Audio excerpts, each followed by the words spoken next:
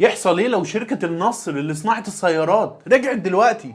هندور على شركة كبيرة متخصصة في صناعة السيارات ونوصل معاهم لاتفاق نهائي اننا نصنع عربية مشتركة بيننا وبينهم، ويبقى داخل فيها نسبة مكون محلي، حتى لو مش هتبقى كبيرة في الاول، لكن ده هيعوضنا عن الامل اللي راح بعد فشل المفاوضات مع شركة دونج فينج والعربية النصر اي 70 لو تفتكروها. وساعتها هيطلع واحدة واحدة شركات متخصصة في الصناعات المغذية للسيارات، ونسبة المكون المحلي هتفضل تزيد لحد ما توصل ل 100%، وهنقضي على نسبة كبيرة من البطالة، لأن غير العمالة اللي هتتدرب وتشتغل بإيديها في الشركة الأم أضعافهم هيشتغلوا في الشركات بتاعت الصناعات المغذية للصناعة دي. والصناعات المغذية دي زي الكاوتش، زي الضفاير، زي البطاريات، زي الطنابير، حاجات كلها بتخدم على الصناعة الأم اللي هي صناعة السيارات.